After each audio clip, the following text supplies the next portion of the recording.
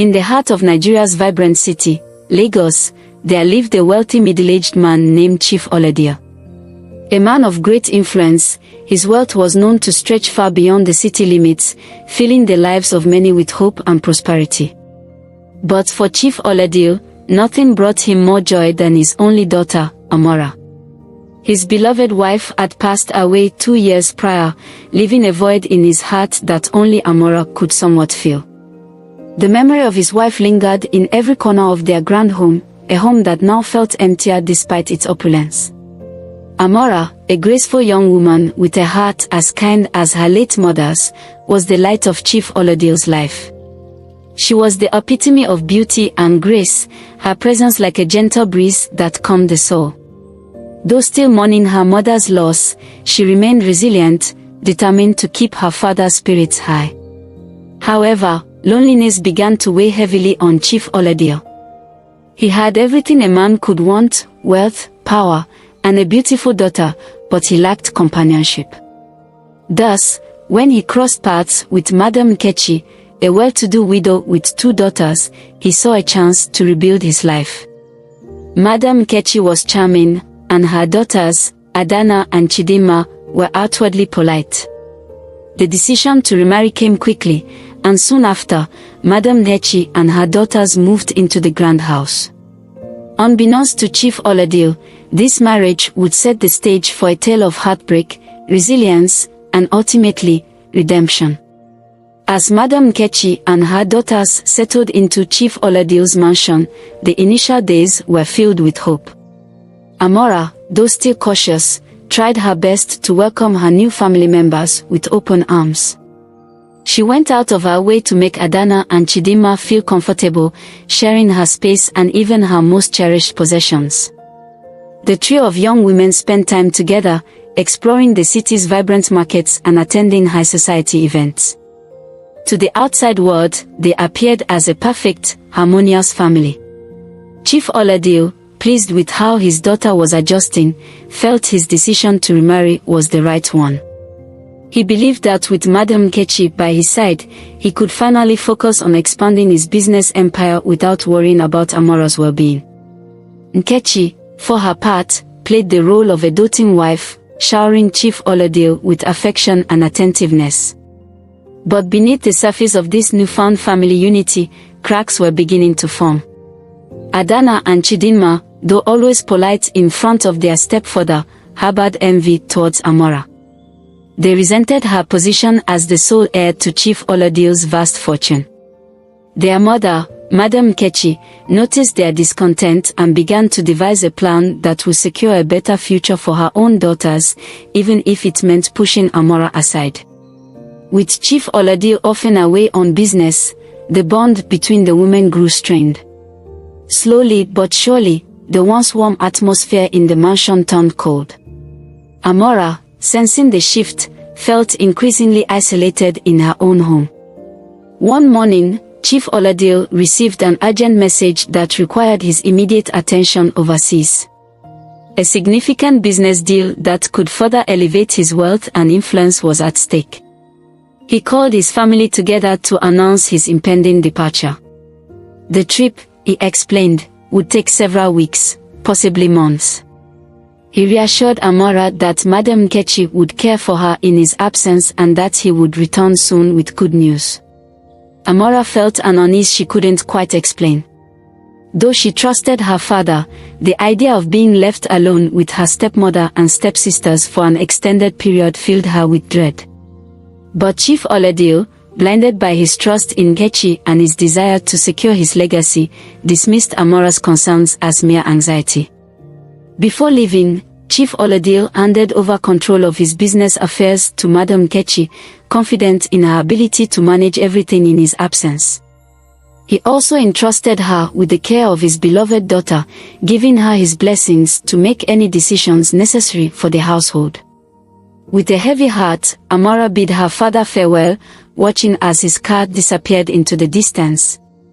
Little did she know that this would be the last time she would see him for many years. The moment Chief Oladio left, the atmosphere in the mansion shifted dramatically. Madam Nkechi's warm demeanor quickly faded, replaced by a cold, calculating aura. She wasted no time in asserting her authority over the household.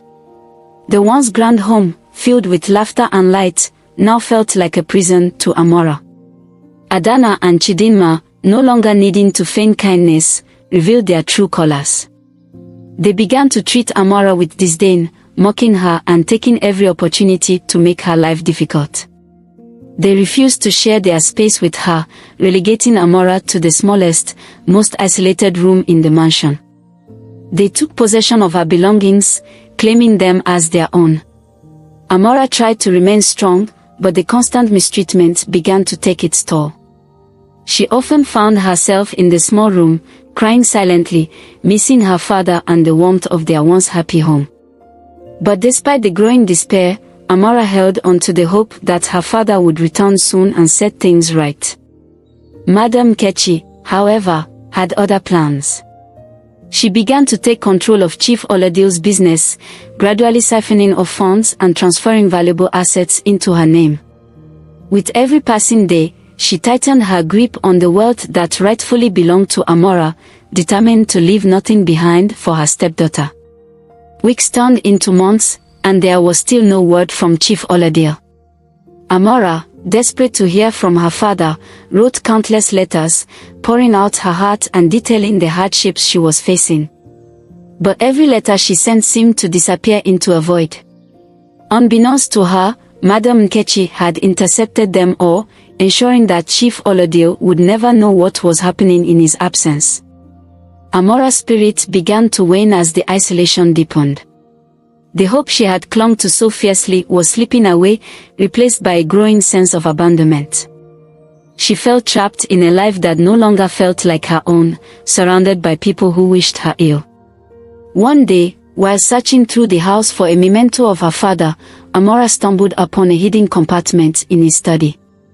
Inside, she found a bundle of old letters, each one filled with words of love and wisdom from her late mother. Reading them brought her comfort, reminding her of the strength her mother had once shown in the face of adversity.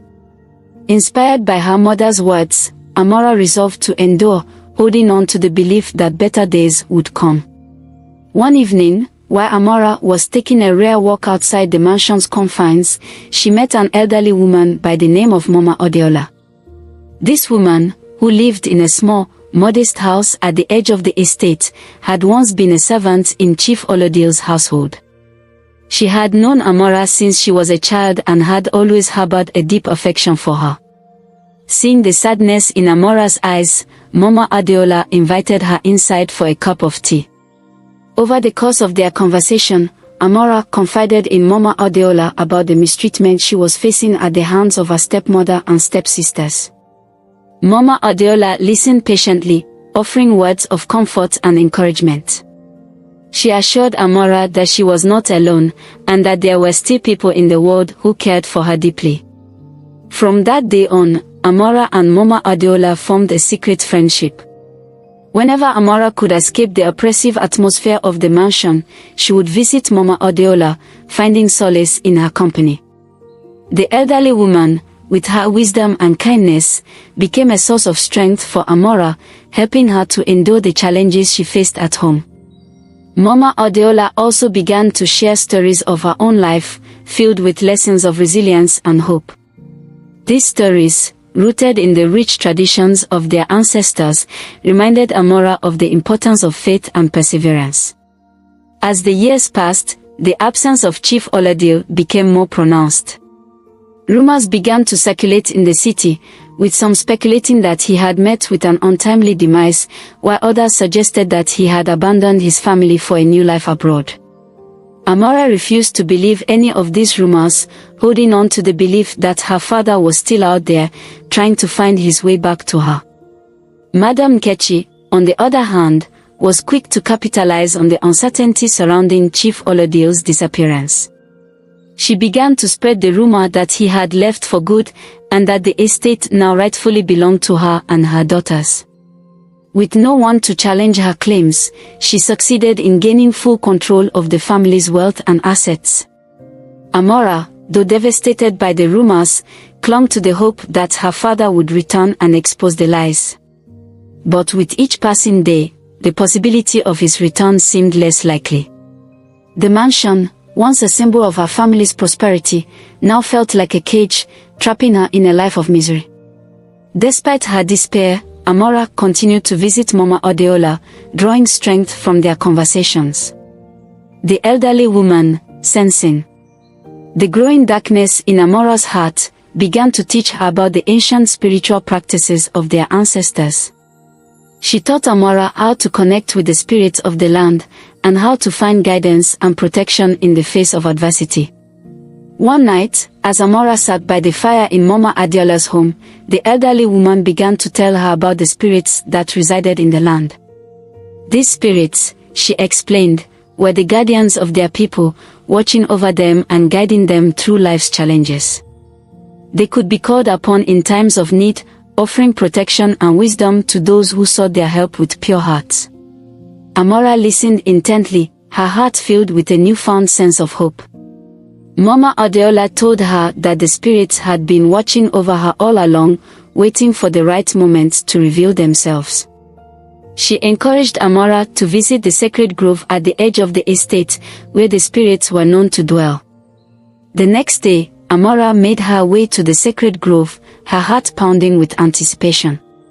As she entered the grove, she felt a strange sense of calm wash over her. The air was thick with the scent of ancient trees and the sound of rustling leaves. She knelt down, closed her eyes, and called out to the spirits, asking for their guidance and protection. To her amazement, she felt a gentle breeze brush against her cheek, as if in response to her call. She opened her eyes and saw a faint, shimmering light hovering in front of her. The light seemed to dance in the air, leading her deeper into the grove. Amora followed, her heart filled with awe. At the center of the grove, the light grew brighter, revealing the outline of a figure. The figure spoke to her in a soft, melodic voice, telling her that she was not alone, and that the spirits would guide her through the trials ahead.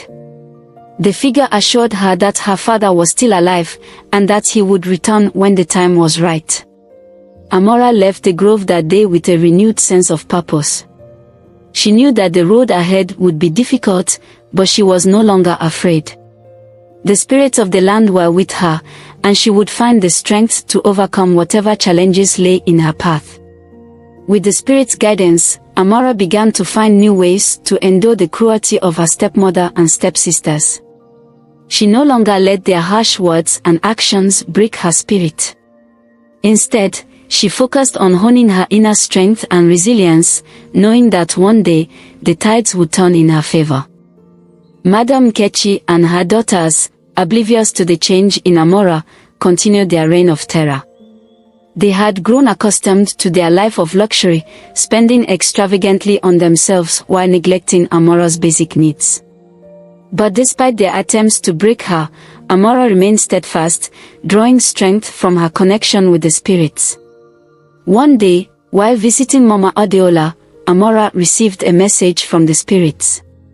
They warned her of an impending danger, one that could destroy everything she held dear. The spirits told her that she must act quickly to protect herself and her father's legacy. Amora knew that the time had come to take control of her own destiny. She could no longer wait for her father to return and save her. With Mama Adeola's help, she began to devise a plan to reclaim her rightful place in the family and to restore her father's name. As Amora quietly prepared to reclaim her life, strange things began to happen in the mansion. Madam Nkechi started to experience unsettling dreams, filled with visions of Chief Olodil returning and demanding justice for his daughter. The once confident woman began to grow paranoid, constantly looking over her shoulder as if expecting her husband to walk through the door at any moment. Adana and Chidinma, too, were plagued by bad luck. Their beauty, which they had once taken great pride in, began to fade, and they found themselves shunned by the very society they had sought to impress. No longer the center of attention, they grew bitter and resentful, turning on each other in fits of jealousy. Amora, observing their unraveling, knew that the spirits were working in her favor. She continued to visit the sacred grove, seeking guidance and strength as she prepared to confront her stepmother and stepsisters. Mama Adeola, aware of the growing tension in the mansion, advised Amora to remain patient. The time would soon come when Madam Nkechi and her daughters would be forced to face the consequences of their actions. Until then, Amora was to continue drawing strength from the spirits and to trust in their wisdom. One day, while cleaning the house, Amora stumbled upon an old, dusty chest hidden in the attic. Curious, she opened it and found a collection of her father's most prized possessions, including a map and a letter addressed to her. The letter, written by Chief Oladio before his departure, revealed the location of a hidden treasure, one that he had kept secret from everyone, including Madam Nkechi. In the letter, Chief Oladio explained that the treasure was meant to secure Amora's future, should anything ever happen to him. He urged her to use it wisely and to protect it from those who would seek to take it from her. Amora's heart raced as she realized the significance of what she had found. This treasure could change everything, giving her the power to reclaim her rightful place in the family and to restore her father's legacy. With Mama Adeola's guidance, Amora decided to keep the discovery of the treasure a secret for the time being. She knew that if Madam Nkechi or her daughters learned of it, they would stop at nothing to take it from her. Instead, she began to formulate a plan to use the treasure to her advantage when the time was right. As Amora quietly prepared for the day she would reveal the treasure, tension continued to build in the mansion. Madam Nkechi, increasingly paranoid, began to grow suspicious of Amora's newfound resilience. She sensed that something was amiss, but could not quite put her finger on it. In an attempt to regain control, Madam Nkechi intensified her efforts to break Amora's spirit. She restricted Amora's movements, cutting off her access to the outside world and forbidding her from leaving the mansion. But despite the increased oppression, Amora remained calm and composed, refusing to let her stepmother's cruelty defeat her. Adana and Chidinma, meanwhile, grew more desperate as their misfortunes mounted. They had once been the darlings of Lagos society, but now found themselves increasingly isolated and ostracized. They blamed Amora for their misfortunes, convinced that she was somehow responsible for their downfall. The storm that had been brewing for so long was finally about to break. One fateful evening, just as the sun was beginning to set, a carriage pulled up to the gates of the mansion. The servants, who had grown accustomed to Madam Nkechi's iron rule, were startled to see a figure stepping out of the carriage, a figure that looked remarkably like Chief Oladia. Word quickly spread through the mansion, and soon the entire household was in an uproar. Madam Nkechi, her heart pounding with fear, rushed to the entrance, followed closely by Adana and Chidinma. They could hardly believe their eyes when they saw Chief Oladio standing before them, alive and well. Chief Oladio, though visibly older and wearier than when he had left, was very much alive. He had spent years overseas, caught in a series of unfortunate events that had kept him from returning to his family. But through it all, he had never given up on the hope of reuniting with his daughter. As he stepped into the mansion, his eyes scanned the room, searching for the one person he had longed to see, Amora. When Chief Oladio finally saw Amora, standing in the corner of the room with tears in her eyes, his heart swelled with emotion. He rushed to her, pulling her into a tight embrace. Amora, overwhelmed with relief and joy, could hardly believe that her father had finally returned. Madam Nkechi and her daughters, meanwhile, stood frozen in place, unsure of what to do. They had never expected Chief Oladio to return, and now that he had, they were terrified of what would happen next. Chief Oladio, sensing the tension in the room, turned to Madam Nkechi and her daughters with a stern expression. He demanded to know what had happened in his absence, and why Amora looked so pale and worn. Before Madam Nkechi could respond, Amora stepped forward and told her father everything, about the mistreatment she had endured, the letters that had never reached him, and the treasure that she had found. She explained how Madam Nkechi had taken control of the family's wealth, leaving her with nothing. Chief Oladil listened in silence, his expression growing darker with each passing moment. When Amora finished speaking, he turned to Madam Kechi with fury in his eyes. Chief Oladil's voice was calm but filled with an unmistakable edge as he confronted Madam Kechi. He demanded to know the truth, why she had taken advantage of his absence, why she had mistreated his daughter, and what had become of the wealth he had entrusted to her. Madam Kechi, now cornered, attempted to defend herself, claiming that she had done everything in her power to protect the family in his absence.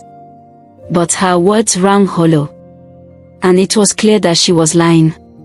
Adana and Chidinma, seeing the situation unraveling, tried to distance themselves from their mother's actions. They claimed that they had been unaware of the true extent of Madam Kechi's schemes, and that they had never intended to harm Amora. But Chief Oladil was not swayed by their pleas. He knew that they had all played a part in the suffering his daughter had endured, and he was determined to see justice done. With a heavy heart, Chief Oladil made his decision. He ordered Madam Kechi and her daughters to leave the mansion immediately, taking only what they had brought with them. He would no longer tolerate their presence in his home, and he made it clear that they were no longer welcome in his life.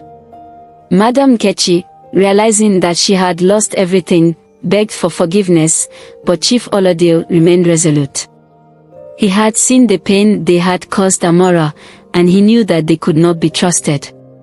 As Madam Kechi and her daughters gathered their belongings and left the mansion, Amora felt a sense of relief wash over her. The dark cloud that had hung over her life for so long was finally beginning to lift. With Madam Kechi and her daughters gone, Chief Oladil set about restoring his home and business. He reassumed control of his affairs, ensuring that Amora's future was secure. He also took steps to rebuild the relationships that had been strained during his absence, reaching out to old friends and business partners. Amora, now free from the oppression of her stepmother and stepsisters, began to blossom. She took on a more active role in her father's business, learning the ins and outs of the trade and proving herself to be a capable and intelligent young woman. The mansion, once a place of darkness and despair, was filled with light and laughter once again. Chief Oladil and Amora worked together to create a home that was warm and welcoming, a place where they could both heal and grow. As the days passed, Amora found herself rediscovering the joy that had once filled her life. She reconnected with old friends and made new ones, surrounding herself with people who genuinely cared for her well-being. The burden of the past began to lift, replaced by a sense of hope and possibility. Chief Oladil, seeing his daughter's happiness, felt a deep sense of satisfaction. He had endured many hardships, but knowing that Amora was safe and thriving made it all worthwhile. He vowed never to leave her side again, and together, they began to plan for the future. Though the darkness of the past had been lifted, the scars remained. Amora knew that healing would take time, but she was determined to move forward. With her father's support, she began to explore new opportunities, both in business and in her personal life. Mama Adeola continued to play an important role in Amora's life, offering her wisdom and guidance as she navigated the challenges of her new reality. The bond between the two women grew stronger, and Amora knew that she could always rely on Mama Adeola for support. Chief Oladil, too, found comfort in the presence of Mama Adeola. He often visited her to express his gratitude for the kindness she had shown his daughter in his absence. The three of them became like a family, united by their shared experiences and their determination to build a better future. As time passed, Amora and Chief Oladil began to look towards the future with renewed hope. They decided to expand their business, investing in new ventures that would benefit not only their family but also the community around them. They focused on projects that would create jobs and opportunities for the people of Lagos, using their wealth and influence for the greater good. Amora, now a confident and capable young woman, took on a leadership role in the family business. She was determined to carry on her father's legacy, and to ensure that the name of Chief Oladil would be remembered for generations to come. Together, Father and daughter built a new life, one filled with hope, love, and endless possibilities. One evening, as Amora walked through the sacred grove, she felt the presence of the spirits once again. They had guided her through the darkest times of her life, and now they had one final message for her. The spirits told her that her journey was far from over. Though she had overcome great challenges, there would be more trials ahead. But they assured her that she was strong enough to face whatever came her way, and that they would always be there to guide her. Amora thanked the spirits for their guidance and vowed to honor their wisdom in all that she did. She knew that her connection to the land and its spirits was a source of great strength, and she promised to pass on this knowledge to future generations.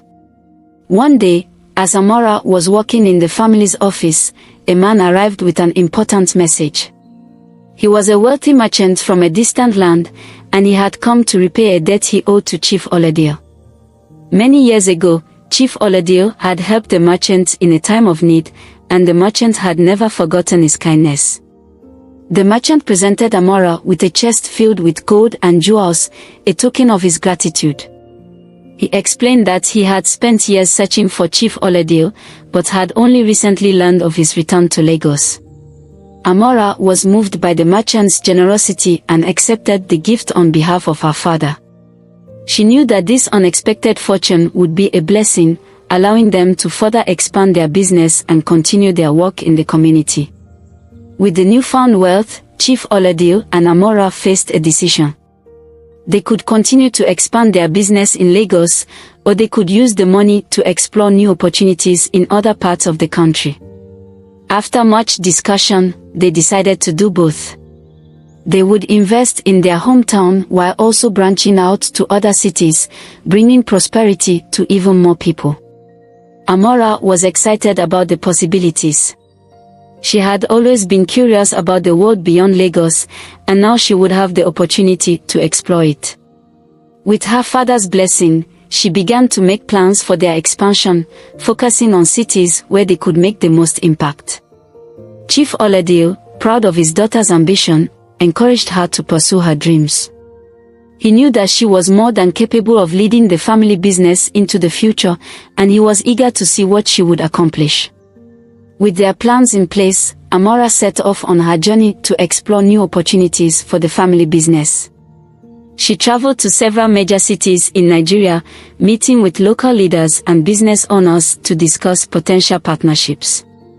Everywhere she went, she was met with admiration and respect, not only for her business acumen but also for her commitment to improving the lives of others. As she traveled, Amora continued to draw on the wisdom of the spirits and the lessons she had learned from Mama Odeola. She knew that her success was not just about making money, but about using her resources to make a positive impact on the world. Chief Oladio, meanwhile, continued to manage the family's affairs in Lagos. He was impressed by the reports he received from Amora, and he knew that she was on the path to greatness. During her travels, Amora met a young entrepreneur named Tond. He was a visionary leader with a passion for innovation, and he had developed a new technology that could revolutionize the way businesses operated in Nigeria. Amora was immediately impressed by his ideas and saw the potential for a strong partnership. Tond, in turn, was captivated by Amora's intelligence and determination. He admired her vision for the future and her commitment to her community. The two of them quickly formed a bond, both professionally and personally. Together, they decided to launch a new venture that would combine their strengths and create something truly transformative. The partnership was an instant success, and their business quickly became one of the most respected in the country. After several months of travel and hard work, Amora returned home to Lagos. She was eager to share the success of her journey with her father and to begin the next phase of their plans. Chief Oladio was overjoyed to see his daughter again and proud of all that she had accomplished. He knew that their family business was in good hands, and he was confident that Amora would continue to lead it to new heights. As they sat together in the mansion, reflecting on the past and planning for the future, they both felt a deep sense of fulfillment. The hardships they had faced had only made them stronger, and they were ready to take on whatever challenges lay ahead. Word of Amora's success spread quickly throughout Lagos, and the community came together to celebrate her achievements. A grand celebration was held in her honor, with people from all walks of life coming to express their gratitude and admiration. Amora was deeply touched by the outpouring of support. She knew that her success was not just her own, but a reflection of the strength and resilience of her community. She vowed to continue working for the betterment of her people and to use her resources to uplift those in need. The celebration was a joyful occasion, filled with music, dancing, and laughter. As the night drew to a close, Amora felt a deep sense of belonging and purpose. She knew that she was exactly where she was meant to be. As the years passed, Amora and Chief Oladio continued to build their legacy. Their business grew, bringing prosperity to countless families and helping to transform Lagos into a thriving hub of commerce and culture. Amora, now a respected leader in her own right, became a mentor to young women and men, encouraging them to pursue their dreams and to never give up in the face of adversity. She shared the wisdom she had gained from her experiences, teaching them the importance of resilience, compassion, and community. Chief Oladio, though growing older, remained a guiding force in Amora's life. He watched with pride as his daughter carried on his legacy, knowing that she would continue to make a positive impact on the world long after he was gone. One evening, as Amora walked through the sacred grove, she felt the presence of the spirits once again. They had guided her through the most challenging times of her life, and now they had one final message for her. The spirits told her that she had fulfilled her destiny, but her journey was far from over. They urged her to continue using her gifts to help others and to stay true to the values she held dear. They reminded her that she was never alone, and that they would always be there to guide her.